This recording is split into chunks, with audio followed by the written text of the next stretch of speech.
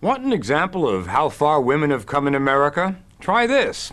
On college varsity teams, there are now 5 times as many women as there were in 1972. Why 72? Because that's the year a law was passed called Title IX, stating simply that any school that receives federal funds cannot in any area discriminate based on gender. So what's the problem? The problem is that male athletes on college campuses say they're being shafted by the way Title IX is being enforced, which is why a group of college coaches is suing the government claiming sexual discrimination against men. These are the daughters of the Title IX revolution. Young women running and swimming their way through college, often with the help of athletic scholarships. Like generations of male athletes before them, many have turned pro. Go!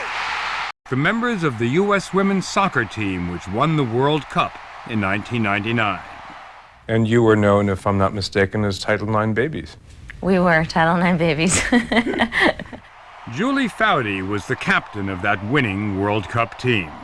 Title IX got you a scholarship? Yes. Which is why you are a professional athlete today. Yeah. Is it that simple? It is that simple. I think it all trails back to Title IX for sure. But while women have been making giant strides, hundreds of men's teams have been eliminated. And the men say that also trails back to Title IX. Here's what happened. The government told the schools that the only surefire way to abide by Title IX is by achieving what's called proportionality. That means that if half the student body is female, half the athletes should be as well. So if a college has too many male athletes, it can do one of 2 things. It can add more women's teams. No problem with that, except money. Often a lot of money. Which was why many colleges choose the cheap and easy way. Just cut the number of men. Colleges have cut hundreds of wrestling teams, along with dozens of men's gymnastics, tennis, and track and field teams.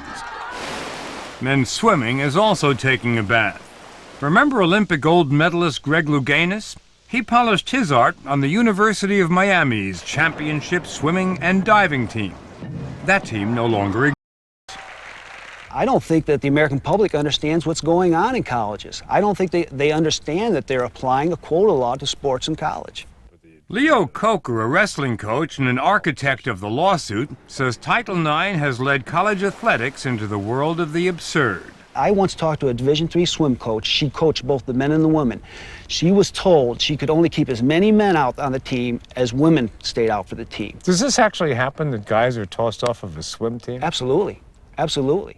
These wrestlers and gymnasts all had their teams eliminated. Jason Lewis and Nate Dodson were gymnasts at Michigan State. Brock Warder used to wrestle at Marquette University, and Colin Robertson was on the wrestling team at Utah's Brigham Young. Colin, is wrestling popular in Utah? Is it a popular high school sport? Very popular. And how many college teams are left in Utah? There's none. No colleges. Those high school students have nowhere to go. Title IX was designed to give women more opportunities in sports. Did cutting the wrestling team at give any women any more opportunities? It did just the opposite, Bob. Instead of adding a new women's sport, they dropped ours. 23 years ago, there was 107 men's gymnastics teams in this nation. And now there are 20, and that number is still dwindling. Dwindling, he says, because colleges are dropping what are called the minor men's sports, the ones that don't draw crowds or make money, while they're investing more and more in just one sport: football. Women who defend Title IX claim that if colleges only spent a little less on football, they could have all the wrestlers they wanted. When they do cut a men's team, I want them to be honest and straight with why they're cutting that team. And they're not cutting that team because of Title IX. They're cutting that team because it is a budget decision that they make. Nancy Hogshead Makar was an Olympic swimmer who won 3 gold medals and a silver in the 1984 Olympics. Today she teaches at the Florida Coastal School of Law. She specializes in Title IX cases and says that colleges still spend a lot more on men than on women. To say that you can't afford men's minor sports is ridiculous. You how can much either, of this money was football and basketball? A lot of it. What, that doesn't count? There are 3 genders, men, women, and football?